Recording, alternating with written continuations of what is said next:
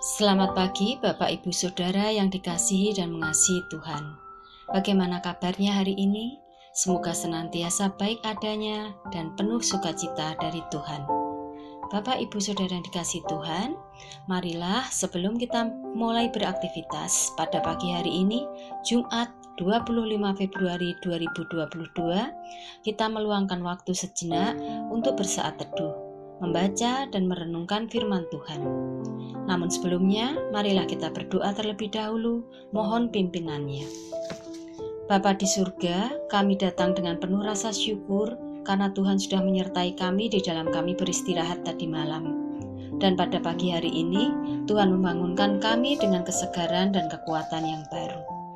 Bapa, kami tidak bersaat teduh. Kami mohon Roh Kudus menerangi hati dan pikiran kami, sehingga kami boleh mengerti maksud dan kehendak-Mu atas hidup kami. Ampunilah segala dosa dan kesalahan kami ya Tuhan.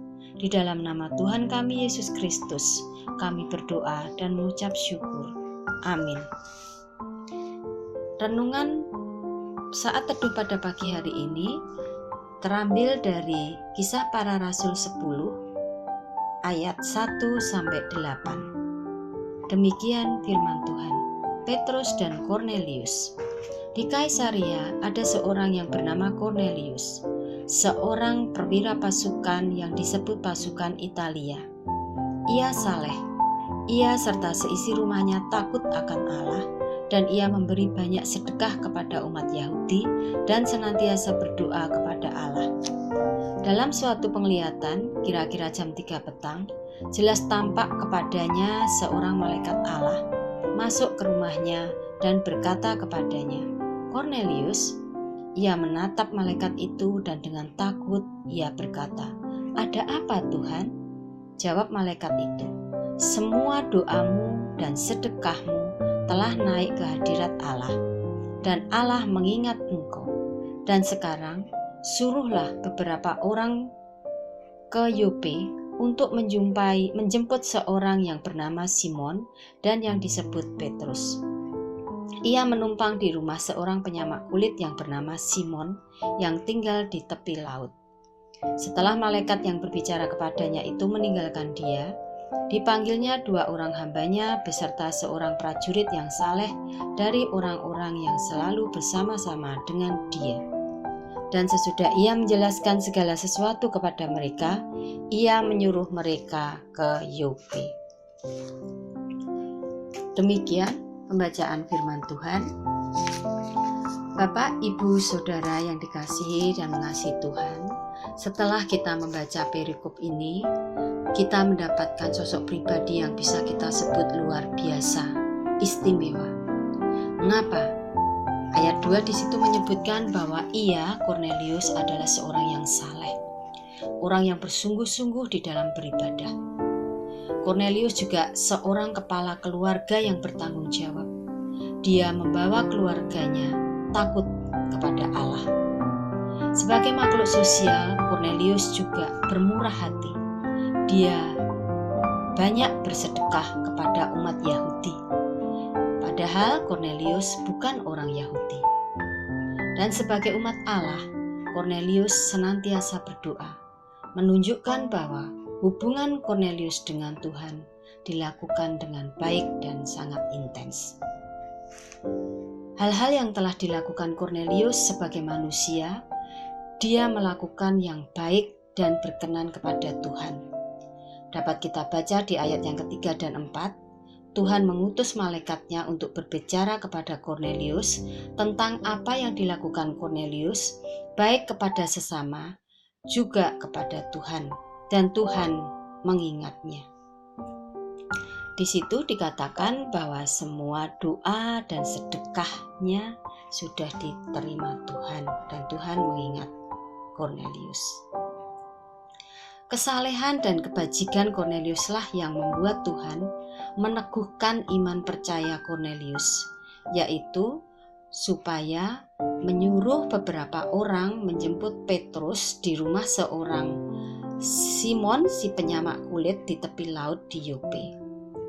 Tuhan menghendaki Petrus datang ke rumah Kornelius untuk menyaksikan tentang siapa Tuhan Yesus. Tuhan ingin menunjukkan kepada Kornelius bahwa hanya percaya kepada Tuhan Yesus yang disebut Juru Selamat, maka orang akan selamat. Kesalehan dan kebajikan yang telah dilakukan oleh Kornelius disempurnakan Tuhan dengan iman percayanya kepada Tuhan Yesus. Dari perikop yang sudah kita baca ini ada dua pesan yang dapat kita ambil. Pesan yang pertama, kesalehan tidak menyelamatkan jika tidak didasari iman percaya kepada Tuhan Yesus sebagai Juru Selamat. Namun demikian, bukan berarti kesalehan tidak penting, tetapi justru sebaliknya, kesalehan tidak dapat dilepaskan dari syarat seseorang menjalani hidup beriman yang sejati. Karena pada dasarnya, iman tanpa perbuatan adalah mati.